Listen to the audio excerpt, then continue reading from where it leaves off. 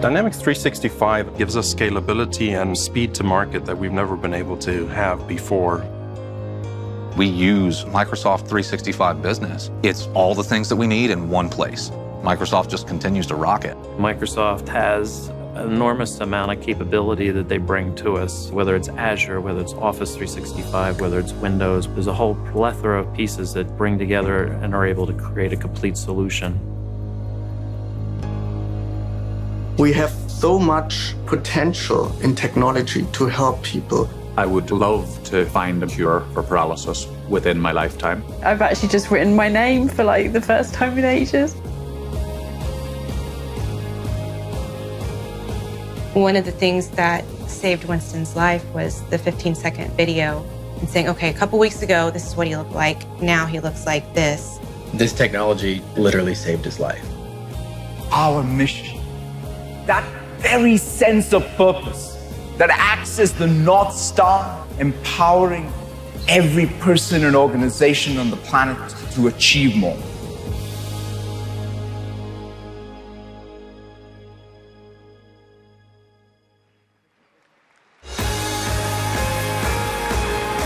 Please welcome Corporate Vice President of Microsoft, Julia White.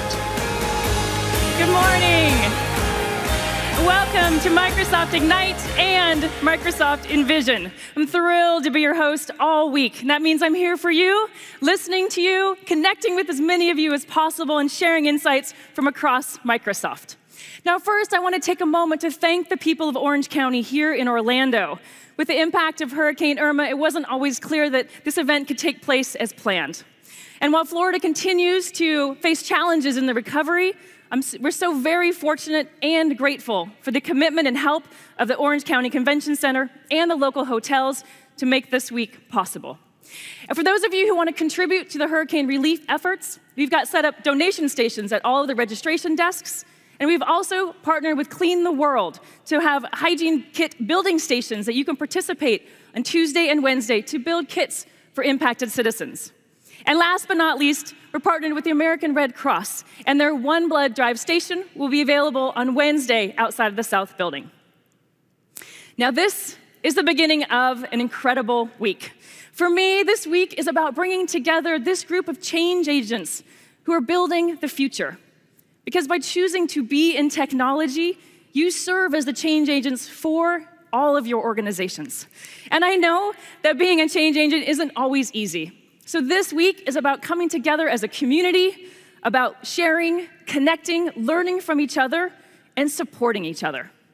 And of course, this week is also about learning about all of the technology and solutions Microsoft is enabling.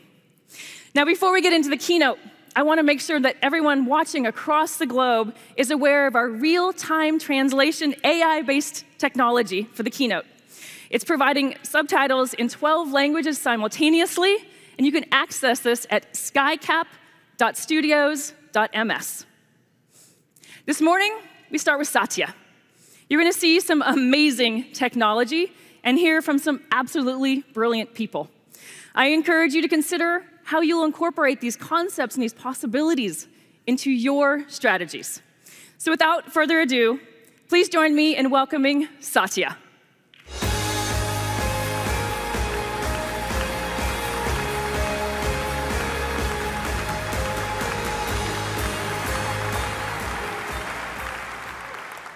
Good morning. It's fantastic to be here this morning in Orlando. Just a few weeks ago, it was unclear whether we were all going to be able to make it here. And thanks to the work and the encouragement of the local community, all of us were encouraged to come here and support the process of recovery. So thank you for all of you for coming to Ignite as well as Envision.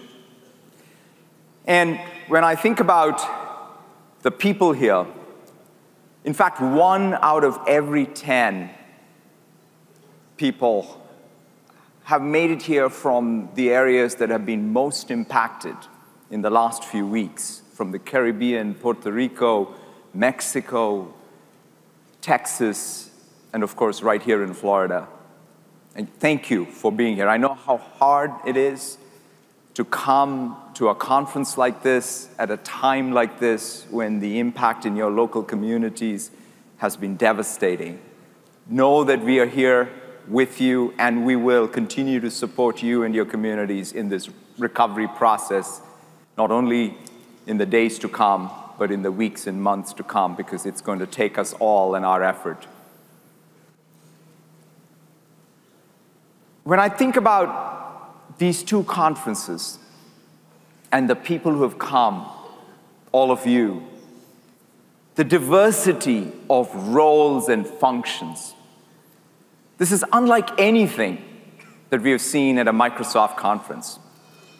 We have, right here at Ignite, people who have tracked us through generations of technologies. We have people who administer clients, administer servers, administer cloud, developers building these applications, security professionals who really protect the digital estate of all of these organizations. We also have, as part of Envision,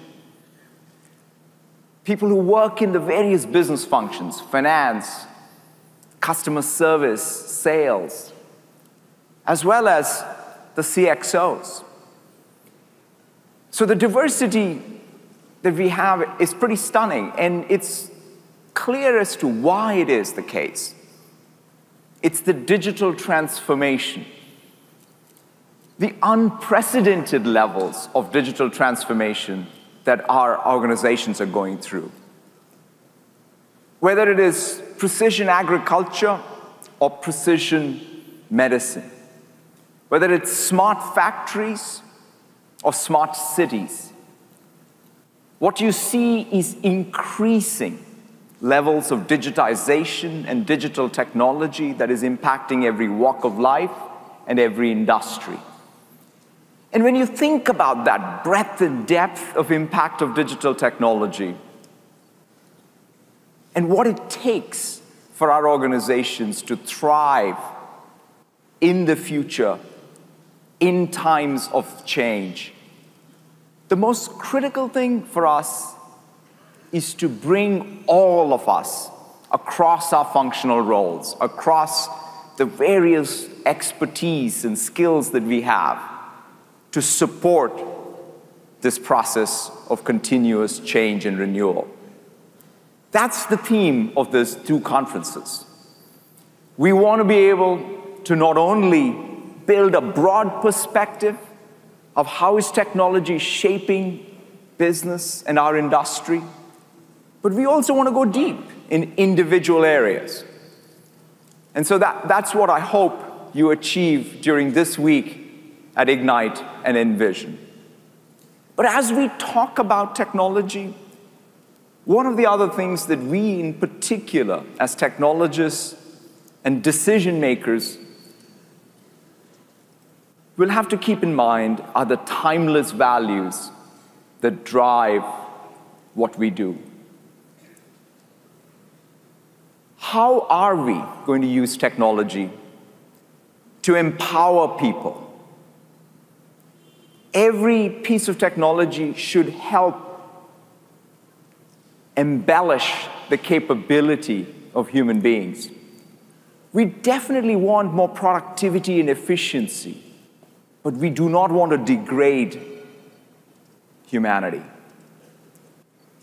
We want technology to provide new levels of inclusiveness. In fact, I'm most excited about accessibility. Julia was talking about how this particular presentation is being simultaneously translated using AI into 12 languages.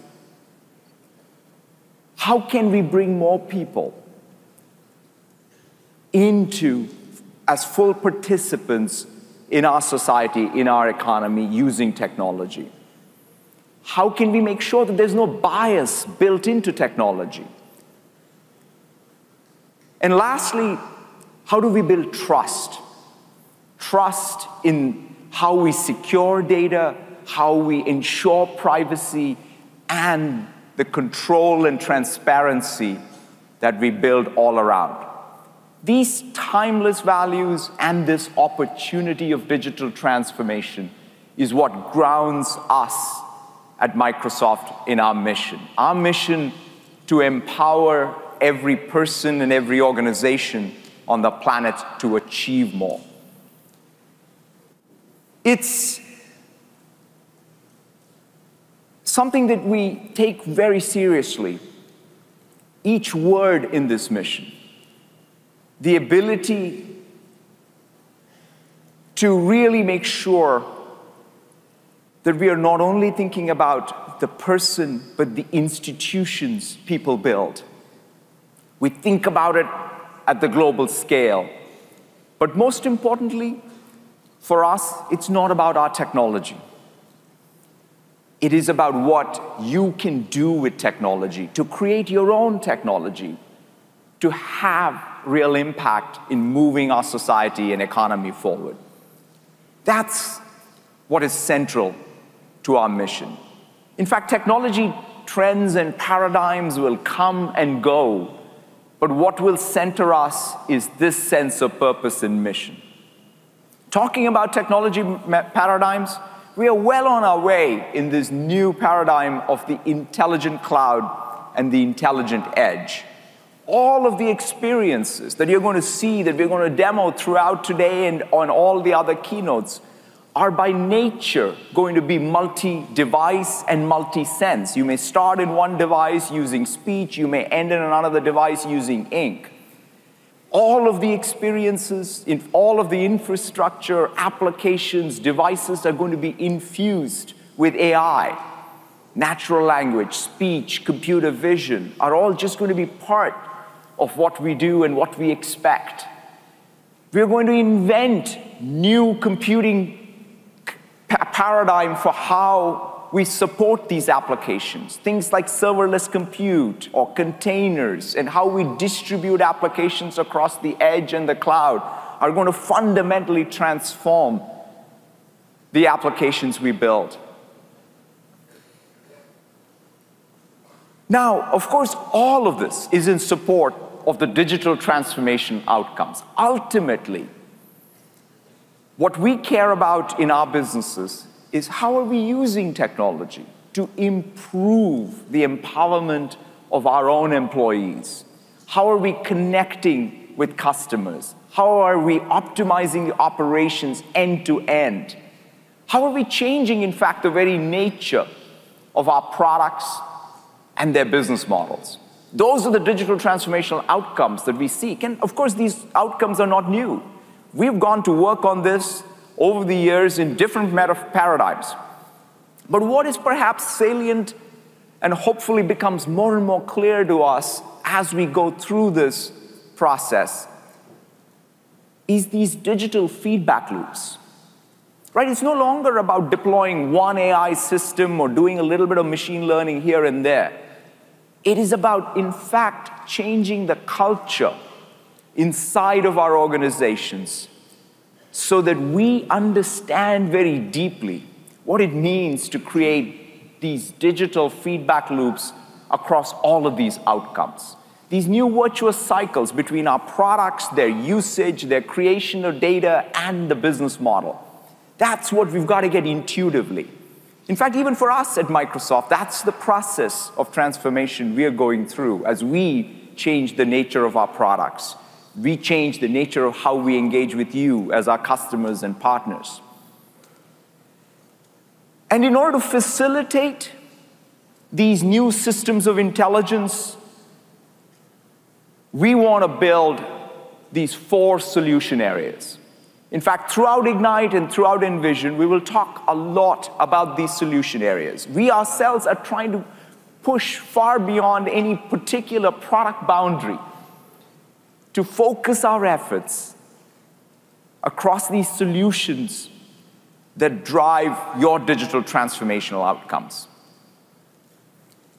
And these solution areas act as ingredients to help you drive the digital transformational outcomes. So let's start with the modern workplace. When you think about the nature of work, it's changing. It's no longer about routine tasks It's about unlocking the creativity inside of your organization. It is about going beyond individual productivity to teams, dynamic teams. It is about ensuring the security of your digital estate and really changing the frontier of simplicity around management of the digital estate. And that is what's driving us to build Microsoft 365. Microsoft 365's core purpose is to unlock a new culture of work.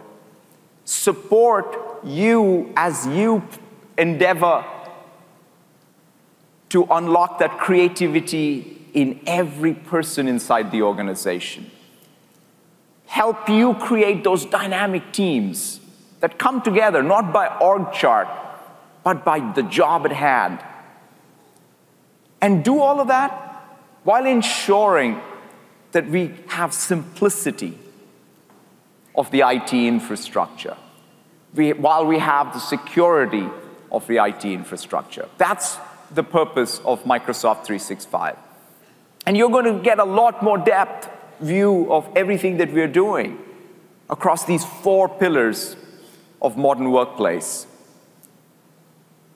But what I wanted to talk about this morning, though, is how something like collaboration and teamwork can fundamentally be transformed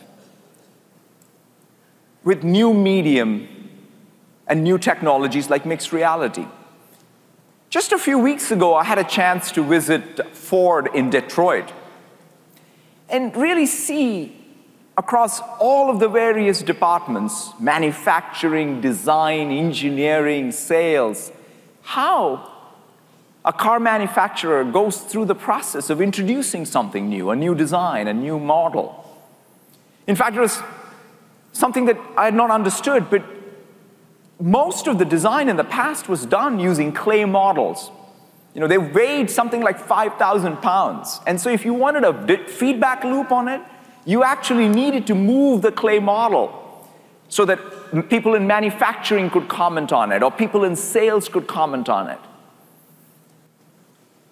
But just now think of what we can do, though, with something like mixed reality, with HoloLens and with these Oasis headsets, all being used as part of Microsoft 365. How we can bring something like Teams and mixed reality together to change, in fact, the frontier of collaboration. So we wanted to give you a flavor for how this new technology can, in fact, usher in a new era of collaboration. To do that, I wanted to introduce up on stage Rana Amjadi from our Modern Workplace team. Rana? Thanks, Satya. Thank you.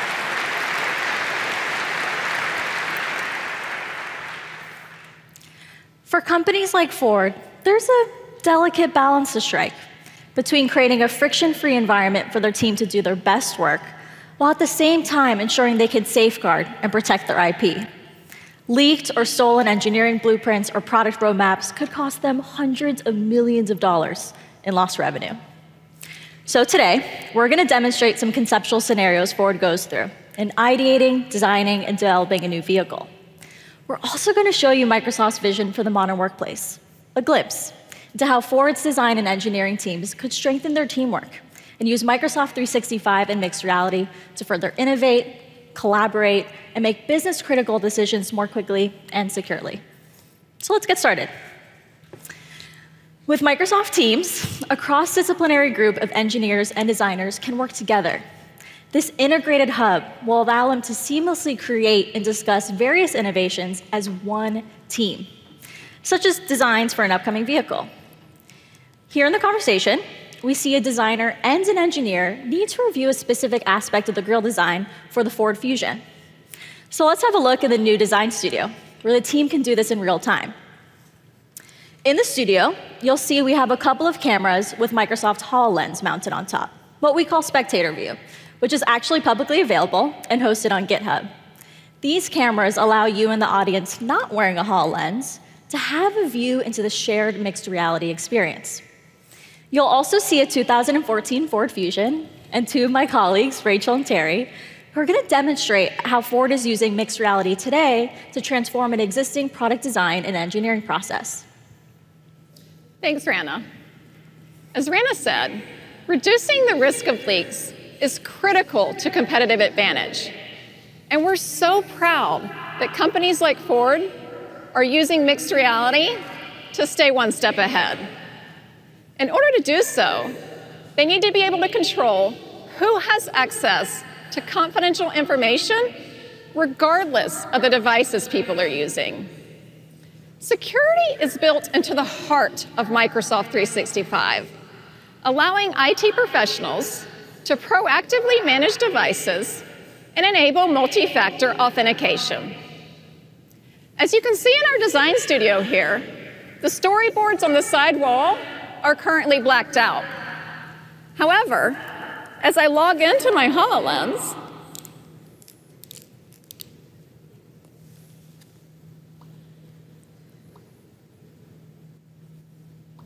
and verify my identity with my phone,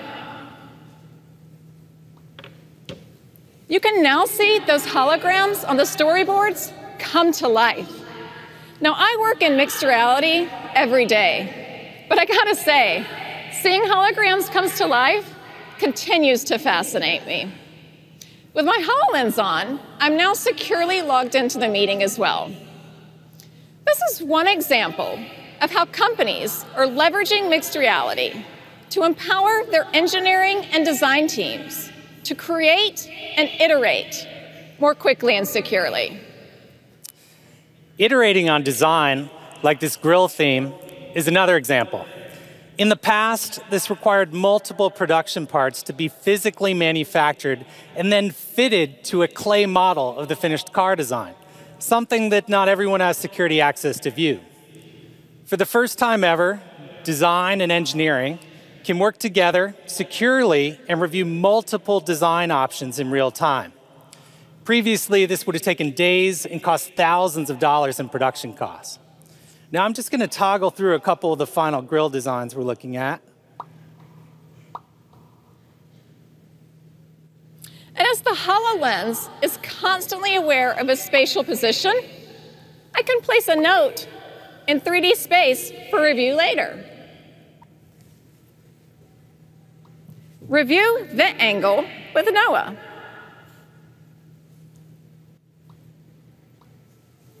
With Microsoft Teams, the team is alerted to a note, and then they can see the exact same experience, the exact same 3D space that I was seeing when I captured the note.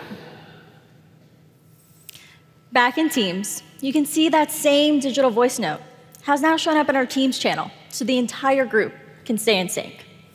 What Terry and Rachel just showed you in mixed reality is being used by Ford today, but in this demo, we also want to show you how we can build on that work to enable a more modern and connected workplace. So now the team is going to make some additional changes to the content vehicle, and then kick off a call from within Teams to review the adjustments with another designer in the group.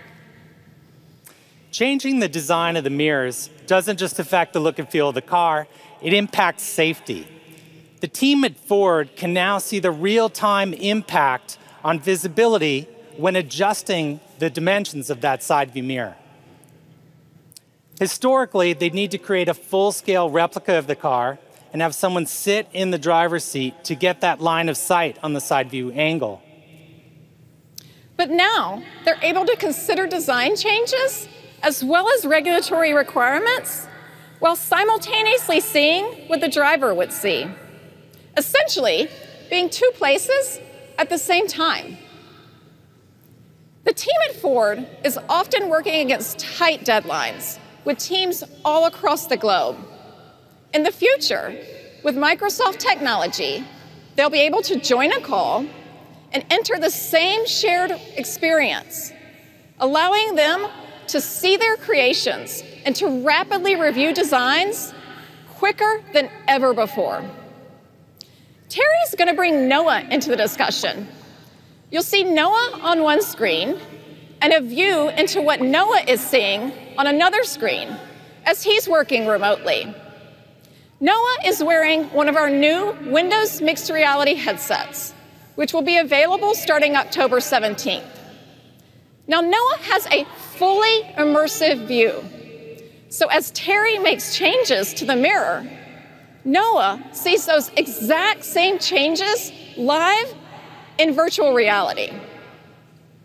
Our vision for the future blends physical and digital worlds across devices, empowering people to collaborate in the same shared experience from anywhere around the world.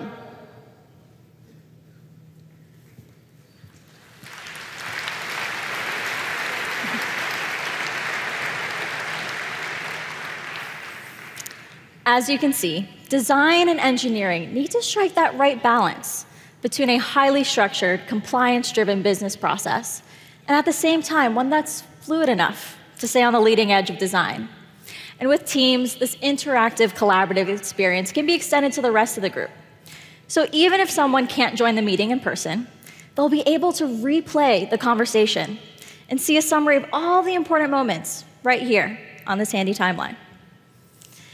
And using AI technology in Microsoft Stream, they can even search a transcript of the meeting to focus in on the topics that matter most to them, right here in Teams. We've shown you today how Ford is using Microsoft HoloLens to digitally transform a key business process, and how we'll bring together in real time the entire spectrum of mixed reality: simple augmented reality, virtual reality, and even holograms into a real, wholly immersive work environment. A truly mind-blowing glimpse into the future of how a global company like Ford can begin to use Microsoft 365 and mixed reality to create a more modern workplace. Thank you.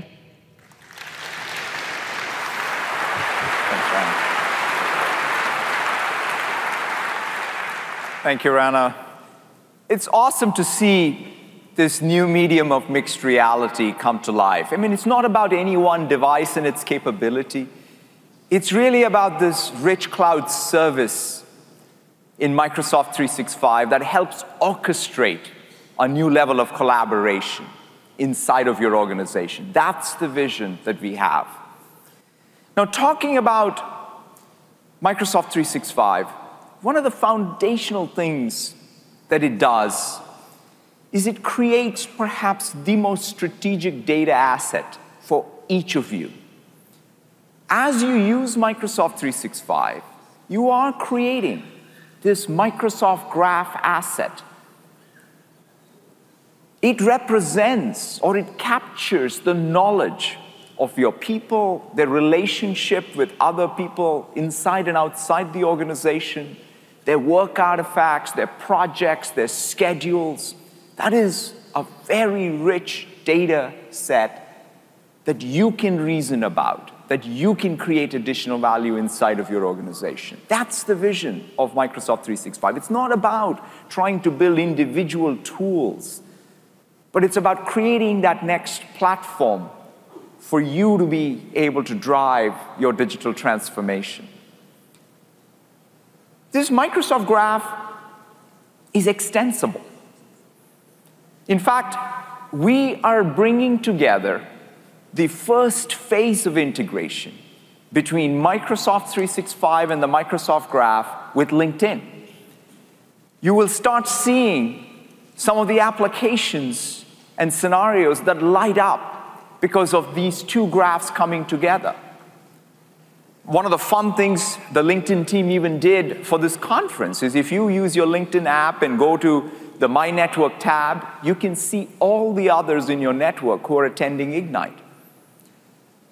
So we see many, many ways where bringing the professional network with your core data can help transform how work happens in your workplace. In fact, when you create such a rich data asset, what you truly enable is AI-first workloads. Because with data, your ability to reason over data becomes possible, and when you have that, you can create completely new capability that you couldn't. And that's what we're doing with Microsoft 365. Using some of the latest technology from natural language processing to speech recognition to machine reading and comprehension, we can start tackling some of those age-old challenges we've had of information discovery and information search. I mean, something simple like search across all of the information inside of your workplace is hard because it's locked in to these structured databases that are captive to each of the tools, each of the applications. What if, because of the power of the Microsoft Graph, its extensibility, we can now, in fact, use some of the same techniques of deep learning and machine learning and change how people discover information. And to show you this in action, I wanted to invite up on stage Lee Chen Miller from the Modern Workplace team. Lee Chen. Thank you, Satya. The key component to creating a modern workplace is to have the ability to seamlessly connect the people that you work with, both inside and outside of your organization, together with the documents and content that you're collaborating on together, and the meetings and communication that you're actively engaged in. And the way to connect these three is the Microsoft Graph, with information integrated directly from the LinkedIn Graph across Microsoft 365. Let's check it out in real life. How does this work?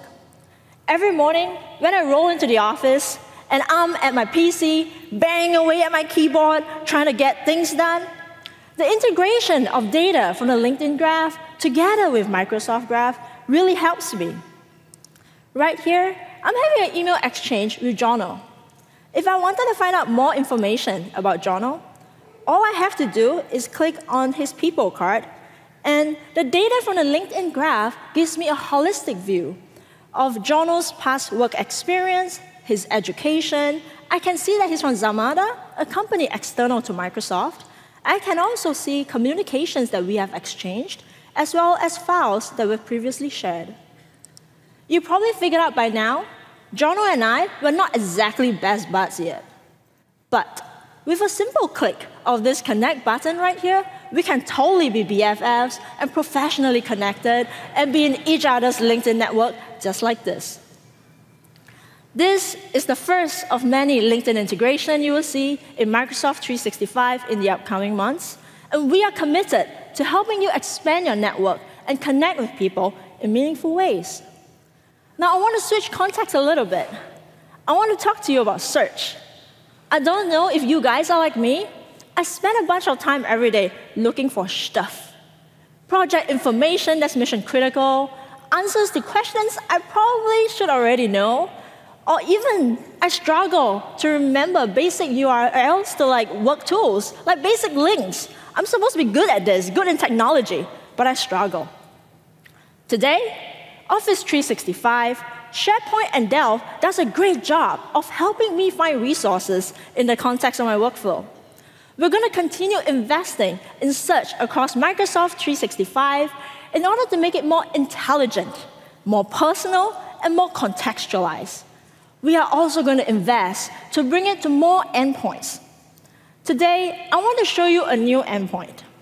What if I tell you we're going to bring this Microsoft Graph-powered experience directly to the browser, where you and I are already spending tons of time surfing the internet looking for information, right? I'm going to show you Bing for Business.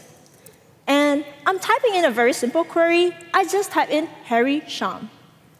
Bing for Business can transform the way you work by securely and easily accessing information from enterprise resources and bringing it together with public web results in one place, so that you can always find the information that you're looking for. In this case, I look for Harry Sham. You can see I got intranet results up top, and I got the internet results here. If I were a professional celebrity stalker, surfing celebrity news on Company Dime, I've got every piece of information about Harry Sham Jr., Glee celebrity, right here. Of course, I'm not that, though, right? I am obviously Lee Chen Miller, employee extraordinaire at Microsoft, and this is Harry Sham, Executive Vice President, AKA my boss's boss, that I truly care deeply about. So right here, with the power of Bing for Business and the direct connection to Office 365, SharePoint, Delve, and Azure Active Directory, I can see information that only Microsoft employees can access about Harry. I can see his contact information. I can even see his Office 365 calendar, where I have an upcoming meeting, a lunch meeting with Harry, which is super epic, because this is going to be awesome. Yay for my career and yum for my belly. And if I really want to impress Harry, I can be totally prepared for my lunch meeting by being able to see the files that Harry has shared with me before. And then if I really want to be super duper prepared, I can totally connect with people in his organizational structure that work for Harry, so I can show up looking incredibly smart. Now I know what all of you are thinking. Dude, that was a pretty simple query, right? No problem, we're going to up the stakes a little bit. Remember the part where I told you I'm struggling and I don't remember basic URLs? Well, Bing for Business can help us with that. I'm just going to type in expenses, but I'm a bit nervous today, so I couldn't really spell. But the good news is, Bing for Business is built on Bing, and we have fuzzy logic matching, and it could actually tell the intent of what I was trying to do. And what Bing for Business just did was, it integrated directly and surfaced information from the line of business system that Microsoft used to track expense reports. Right here, I'm able to see the expense reports my team has submitted, as well as perform inline actions like approving and rejecting. Seriously saving me time and steps. And what next?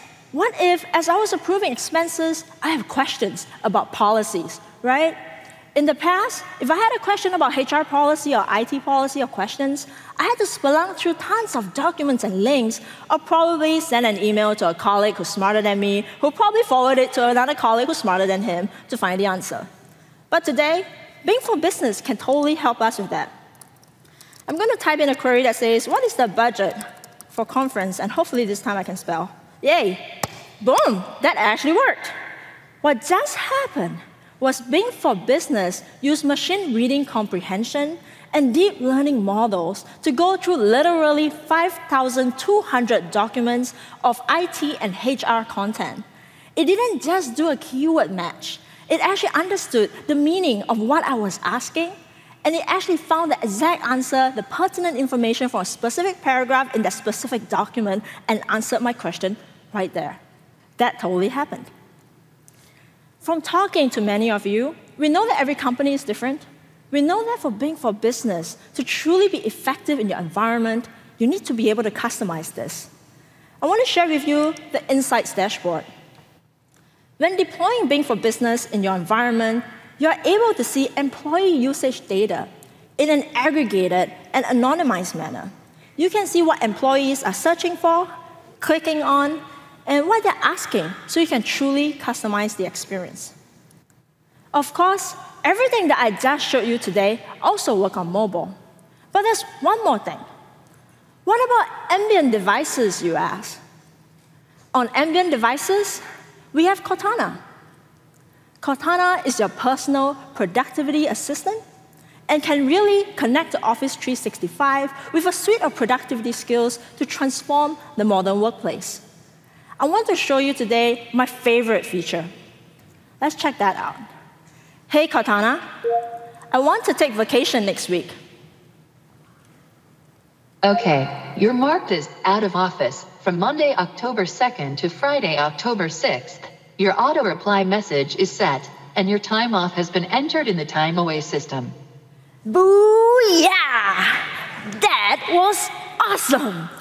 I don't know what you guys are thinking, but the inner geek in me completely freaking out right now. Okay, let me take a breath and let's walk this through.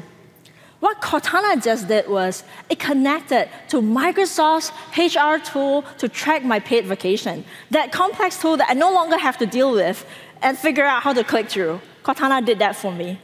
In addition to that, Cortana connected directly to the Office 365 calendar and painted that gorgeous, beautiful purple color of Out of Office that I am completely in love with. And then the icing on the cake, Cortana actually set my auto email responder. And if any of you, anybody at all, send me a work email next week when I'm on vacation, you're going to get an email that's going to say, I'm living the dream in Singapore, yo. Good luck, have fun.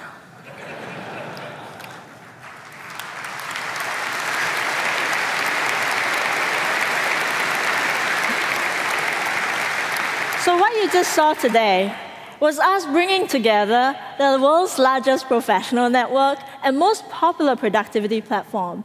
We are committed to build upon this and extend upon it into Bing, Cortana, and Microsoft 365. Bing for Business is available as a private preview today. And we have companies like University of Miami, BA Insights, Evernote, WinVision, and Bose actively using us and deploying us today. We sincerely invite all of you to join us in our program. Thank you.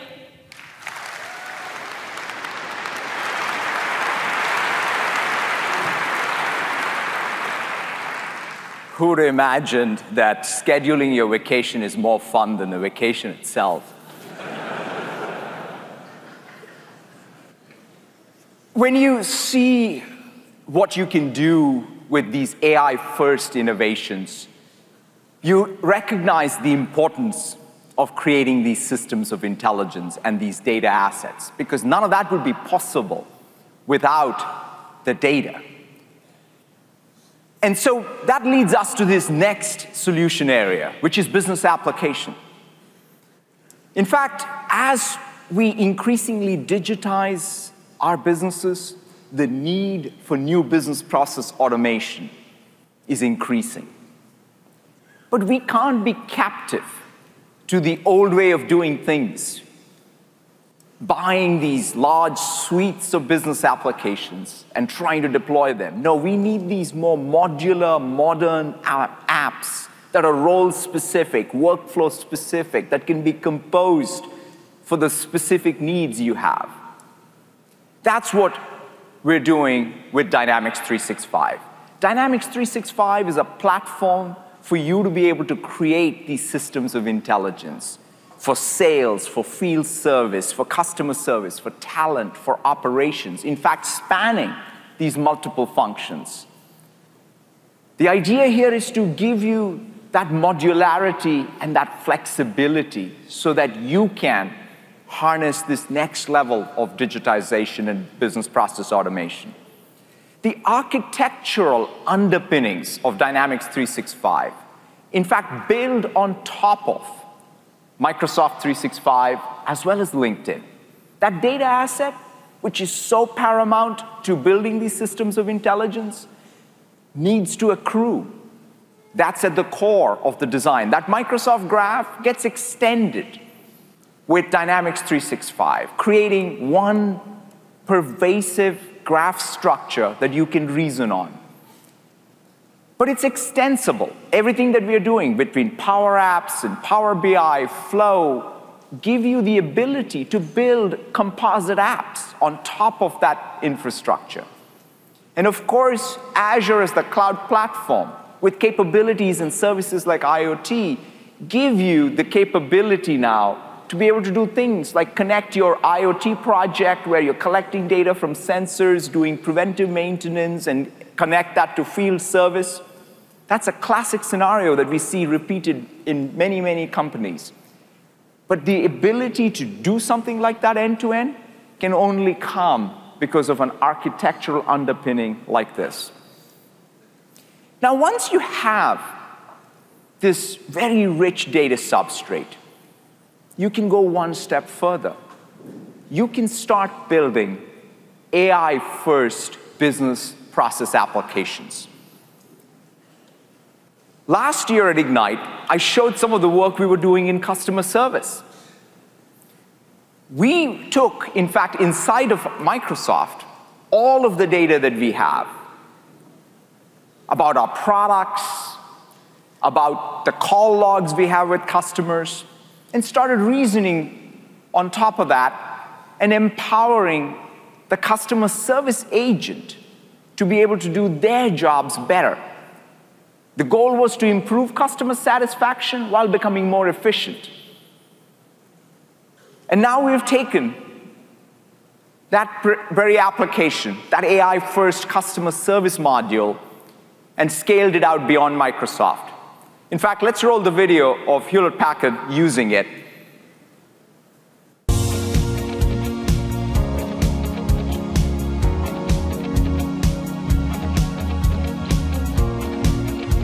Customer support and customer service is a huge priority to the company. We have over 600 million contacts per year. Microsoft's advanced AI gave us an opportunity to look at better ways that we could scale. The virtual agent that's guiding them and answering their questions, trying to get the proper context around what the issue is.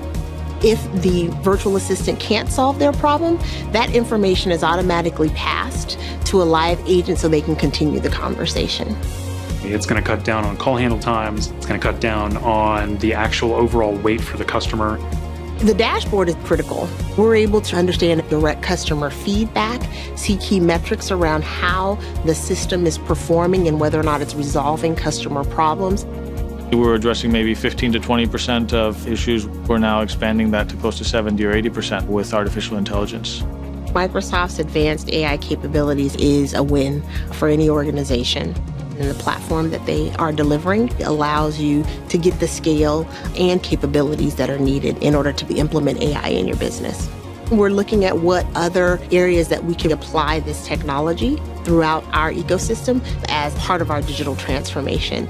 Give me a tool that allows me to say yes definitively and effectively, this is going to fix your problem. Bring it on, let's do this right now.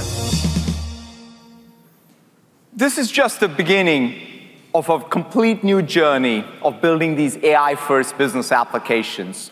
And so we're really looking forward to the next year where we take this module and scale it out in your businesses and learn from it, and then, of course, have it go to all the other areas of our operation.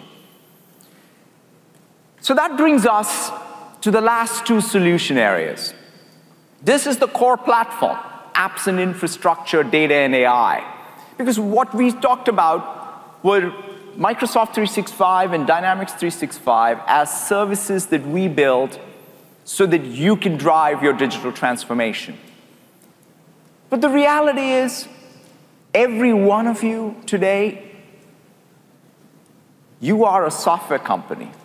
You are a digital-first company. You are building applications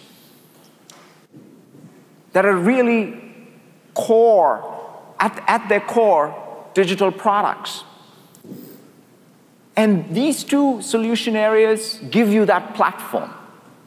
And what's been most inspiring for us is to see the kinds of applications people are building using Azure.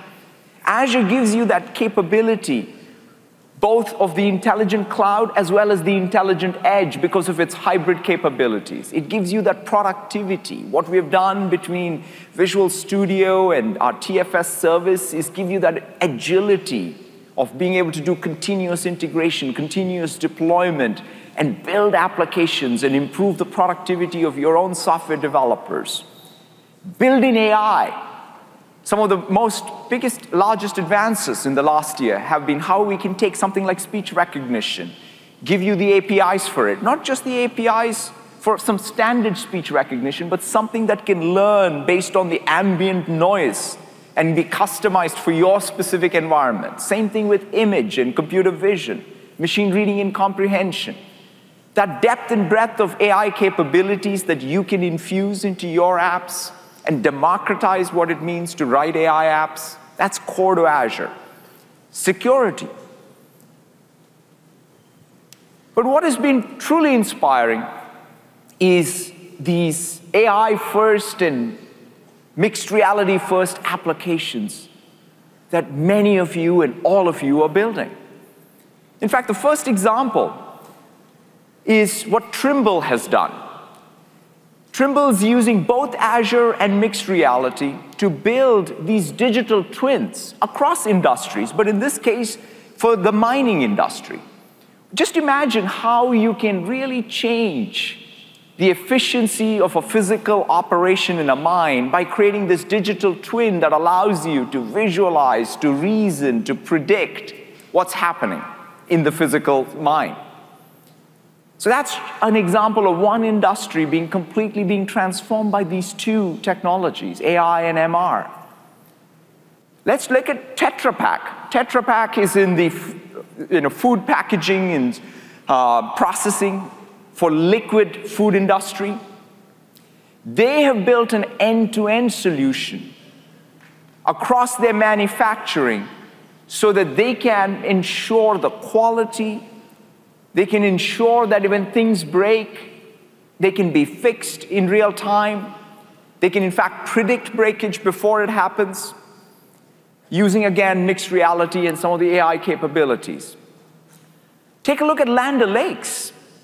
What Land O'Lakes was able to do with precision agriculture for their tenant farmers and improve the yield of those farms. These are farmers who have had these farms for generations. But because of the technology solutions that Land O'Lakes has made available to these tenant farmers, they're able to now, in fact, get more economic surplus out of their land. They themselves, inside of their Purina line of business, are being much more competitive. In fact, there's been so much entry into pet foods that they needed to change, digitally transform how they introduced new products, the speed with which they could react to market trends. Inner Eye is a project that is a collaboration between the University of Washington and the University of Cambridge in the UK around cancer. One of the challenges of chemotherapy is that radiologists have to take the images and plan out the chemo regimen very carefully, because the goal is to make sure that you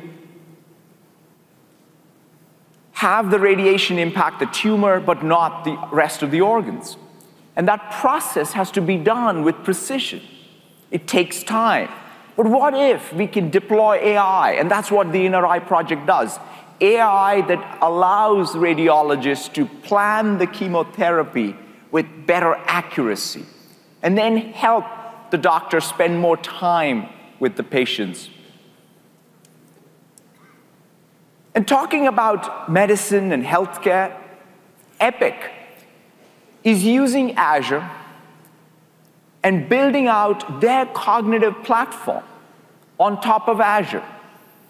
200 million of American health records are stored in Epic. Take something like hypertension or high blood pressure. It kills something like 1,000 people a day. Costs our economy $50 billion. Just imagine if we could use AI. What if Epic just lit up this feature because of the cognitive platform they've built, so that you can detect long before high blood pressure happens the likelihood of that happening and take preventive care.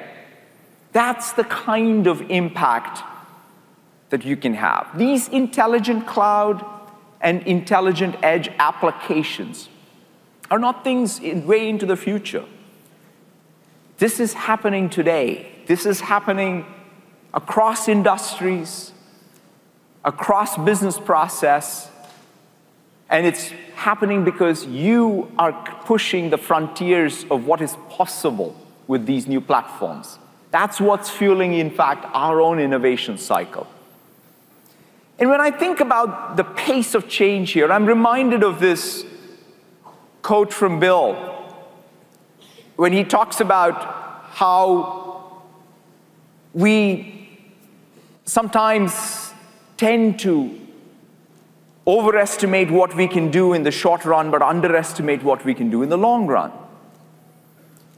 And the progress we have made with AI and MR are just amazing.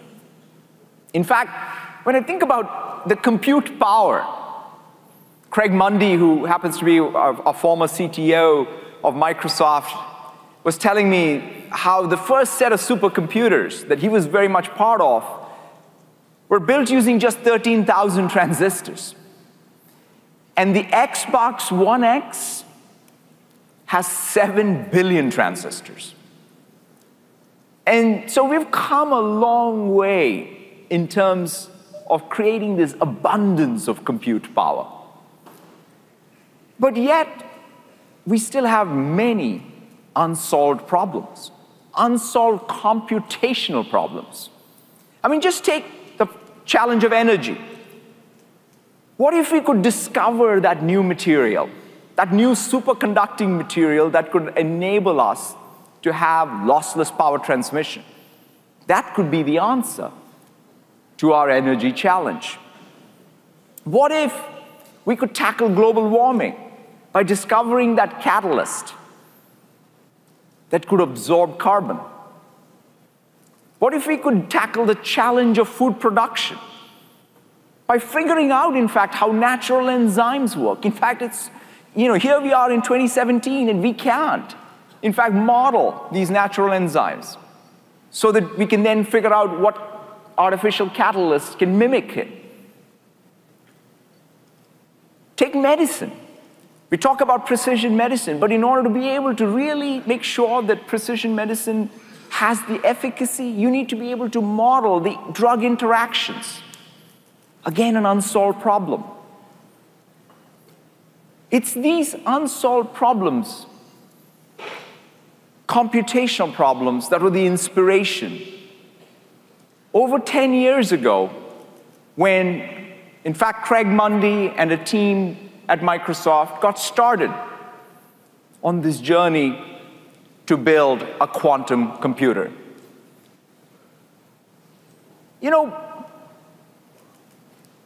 We set out with a goal of not just trying to achieve a few scientific milestones, but we sort of went back to the very core first principles and said, what would it take to build a truly scalable quantum computer?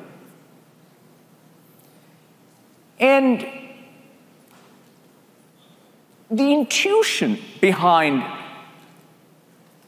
the power of a quantum computer is best understood, perhaps, by thinking about and visualizing the limitations of a classical computer. Take the corn maze, and if you said, let's try and solve this. The way the classical computer would try and tackle this is to start, trace a path, hit an obstacle, retrace, trace another path, retrace, trace another path, retrace. So it's this brute force mechanism, because we are captive to the one human machine. But a quantum computer changes it. Quantum computer enables you to encode information, not just as 1 or 0, but as 1 and 0 simultaneously. That means it unlocks amazing parallelism. So you saw that. You could take a quantum computer and solve some of these unsolvable problems because they approach it with that amazing parallelism where they'll take every path in the corn maze simultaneously. That's the intuition behind the power of quantum. Of course, building a quantum computer requires a lot more than just that simple intuition. We've had to assemble a world-class team. In fact, we've had to take a very novel approach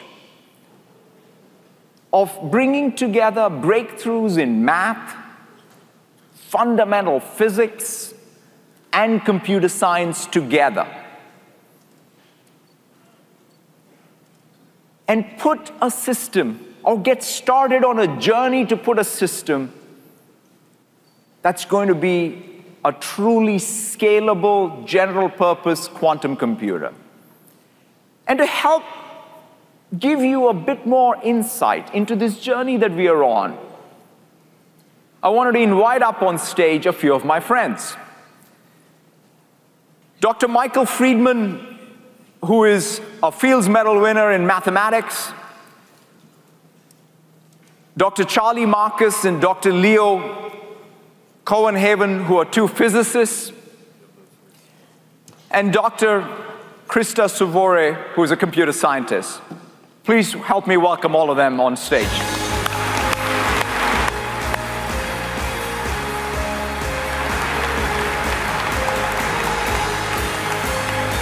Hi, sir. Charlie? Yeah. Satya. Mike? All right. So, Mike, let's start with math. I know one of the foundational things to our quantum approach is this topological qubit. Yeah. Give us a little bit of intuition behind that. Sure. Well, let's start with the first word, topology. Topology is the study of those properties of shapes which don't change when you deform them. So a basic example would be if you imagine a loop of string in space. It could be a simple loop, almost like a circle, or deformed a little bit, or it could be more complicated and tied in a knot in some way. And it's a global property. The information of whether it's a knot or an unknot can't be observed by looking at small segments. You have to step back and see the global picture. Now, Microsoft's qubit will be based on a new form of matter called topological matter that also has this property that the information stored in the matter is stored globally. You can't find the information in any particular place. Now, how does that work? Well, it's based on an idea called electron fractionalization. The basic information is the electron there or not there is fractionalized and it's spread out. That information about the electron is broken into two Majorana particles, and they're physically separated in the material. And the fact that this basic property of being there is nowhere in particular but spread out makes it nearly impossible for the environment to interact with the electron. It's pretty amazing. I mean, it protects it. Yeah, I mean, just the fact that information can be coded into essentially these knots, but you can't observe it locally, but you can see it globally is pretty stunning. But you had said something to me which I had not understood when I was learning math, I guess, is that this has something to do with square roots. It does. Deeply. The Dirac equation, which describes the electron, is the square root of, it's called the Klein-Gordon equation. It's a relativistic wave equation. And when you take its square root, you find a special form of Schrodinger's equation. Do you remember that cat? Yeah, the cat, yeah. Which is perfect for describing electrons. It's an amazing thing in math and engineering and physics that the square root is almost always more powerful than the original object. So many people in the audience will have worked with I, the square root of -1. And really, I does just about everything in engineering. Interference, impedance, dissipation. So it's not imaginary. It's not imaginary. I is engineering. And we're working with a different square root, but just as important to one. That's so awesome. So Leo, now, if you take that math foundation, the topological qubit and the topological matter, ultimately, though, we've got to instantiate it in some physical way. How are we going about that? Well, luckily, Mike and his collaborators also came up with some specific proposals on what to do in order to observe these Majoranas. And the idea is that you have to construct an electronic device with some carefully designed materials that do include semiconductors, but also superconductors. And if you cool this electronic chip down to very, very low temperatures, then one should be able to observe these Majoranas. And I'm an experimentalist, a physicist, and we picked up this idea and were able to report the first proof of Majoranas back in 2012. And the Majoranas are really important for us because they are, in fact, quantum superpositions of simultaneously having a particle and not having a particle. And that is this electron fractionalization that Mike was talking about. So it's quantum information that is stored globally, that is protected against errors by topology. Fascinating. Yeah, I realize that it's a mouthful of nice words. I know. But how does it look? So let me bring you back to something practical, something that you can hold in your hands. Because what I've done is actually I have brought one of these electronic devices that we use to study the special properties of these Majorana fermions. And we would actually, Satya, like if you could start thinking about Majoranas on a daily basis, every day. So I hope you accept this Majorana chip and put it at some visible spot in your office. And you know what? I've been looking forward to this day, the Majorana day. And you said something else. I mean, you said I should keep it but not look at it. Yes, be very careful, because as you know, if you observe, if you look at a quantum superposition, you destroy it. That's right. That's why I don't see the cat both dead and alive. You also want to have the box? Yeah, thank you. That's pretty awesome. So, Charlie, the fact that, so this seems like a transistor moment to me. Yeah. But obviously, we've got to build a computer. So how are we going about scaling this? Well, I think that's exactly the right metaphor. And I think that because this is a kind of a abstract and esoteric topic, it's worth remembering that first transistor, you have that picture of the history of the transistor in your head, really didn't become the technology of today until we figured out how to put a lot of them on a chip. And maybe even more importantly, to have one transistor turn another transistor on or off, which of course was a materials development. We had to understand semiconductors in order to be able to use electricity, to switch electricity. But electrons that form the transistor have their own additional tricks. We've known for 100 years that, for instance, the electrons in an atom don't just buzz around like the planets going around in a solar system, but that they're just a kind of a cloud of probability.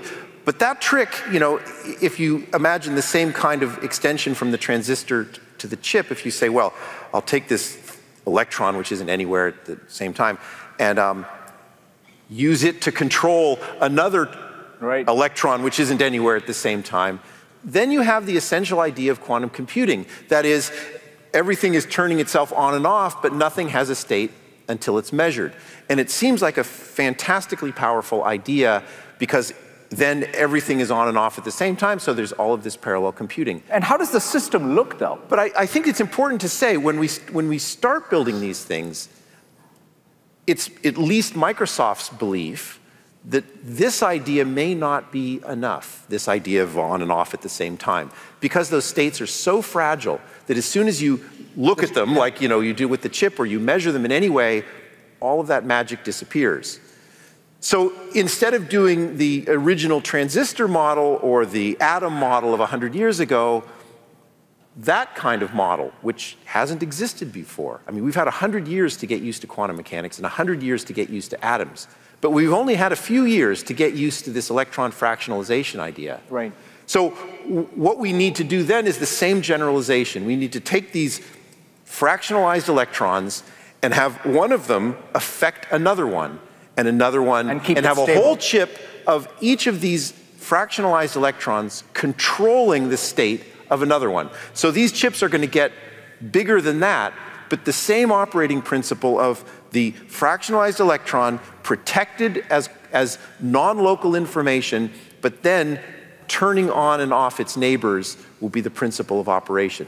It's important to say, though, that even with this topological protection, room temperature is not going to be enough to have this machine work.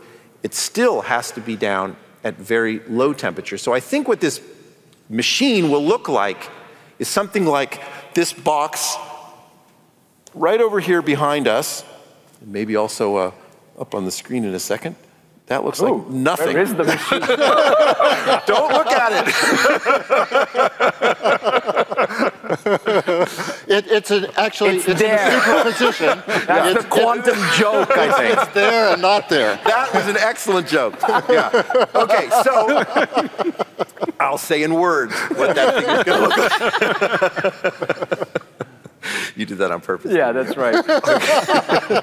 But why don't you describe it in the slide? Yeah, so if we just say what this thing is going to look like is the hard engineering part of getting this little chip and its neighbors connected all up is to get that thing down near 0.01 degrees Kelvin where the whole chip can operate. You don't have to worry about Schrodinger's cat being alive or not alive at that point, because it's not going to survive at the bottom of one of these dilution refrigerators.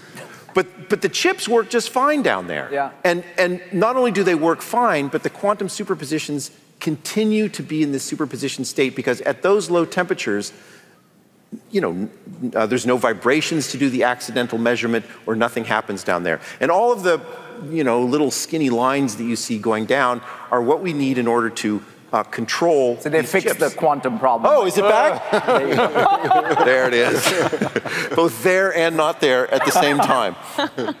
Anyway, if you look at that thing, you'll see that there's a lot of these vertical lines moving down, and those have to solve this very tricky problem of controlling the chip, but not accidentally measuring it. So where are we? I mean, there's so much magic here. I mean, you have this cryogenic material. There is all of these, parts that all have to not only new materials, but new physics has to come together to build this out. So where are we on this journey?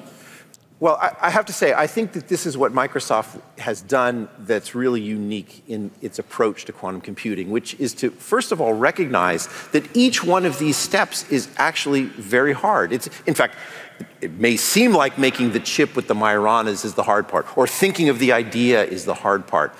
But actually, they're all hard.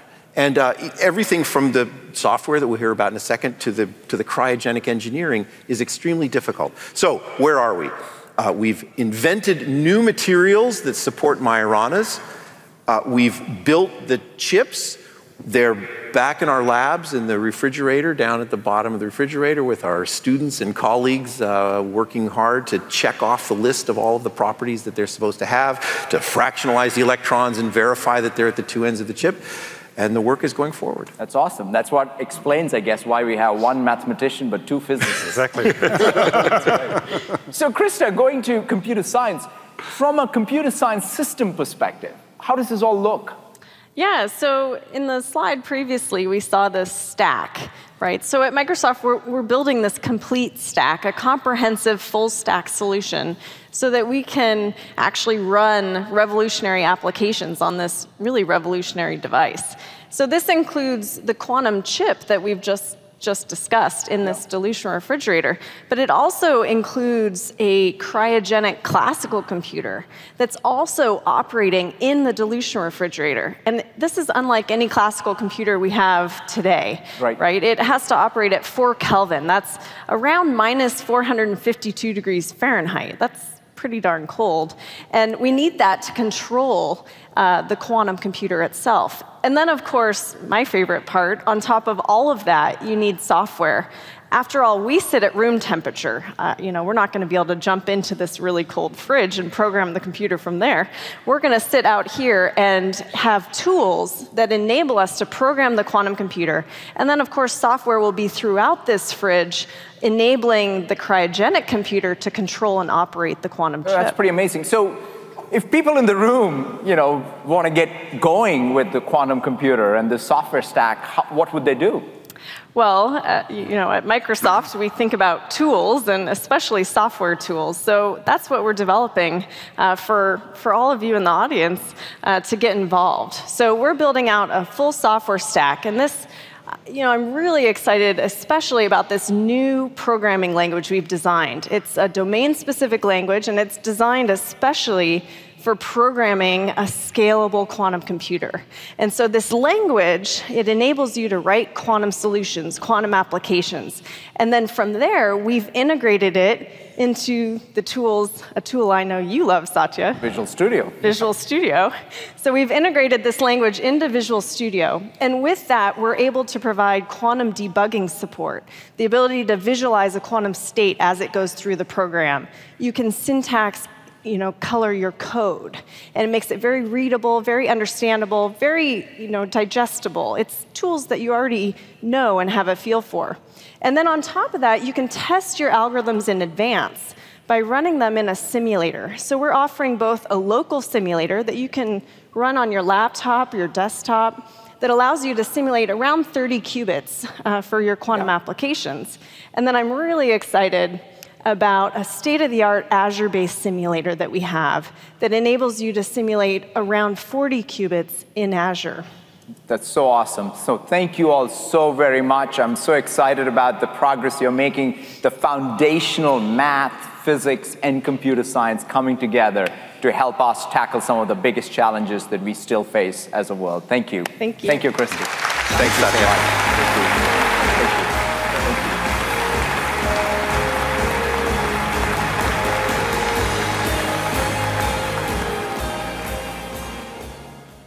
So I want to close out where I started. At Microsoft, for us, whether it was building the basic interpreter for the Altair, or whether it was building the simulator in Azure for quantum computing, the core soul of our company, the core purpose of our company is to empower every person and every organization on the planet to achieve more. That means we want to democratize the access to technology so that you can create more technology. And when I was thinking about some of this math that Mike talked about, I was reminded of a poem I had read by Vijay Seshadri, who was a Pulitzer Prize-winning poet from 2014, in a poem called The Imaginary Numbers. He says, the last line goes something like, the soul, like the square root of -1, is an impossibility that has its uses. It definitely does. We all seek to unlock the unimaginable and solve the impossible. That's the quest we're on. Thank you all so very much for being here this week with us at Ignite and Convision. Thank you so much.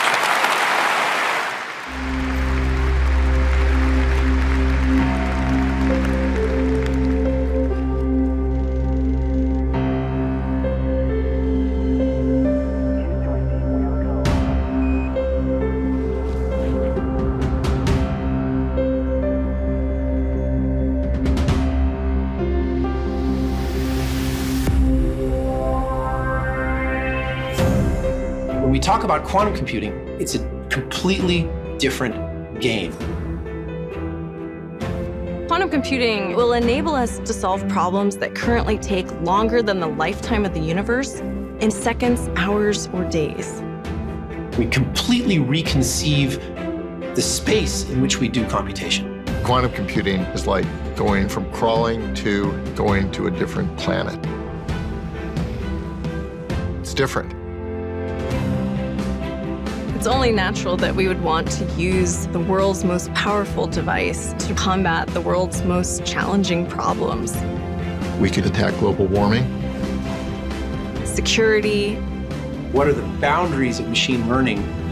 Fighting diseases. The possibilities of quantum computers are endless. Microsoft has the best and the brightest working on this problem. It's really happening. Progress is very fast, and we're building a quantum computer. What the world wants to know is what happens when we turn the machine on. What problems will be solvable with a computer that computes in a billion parallel universes at the same time?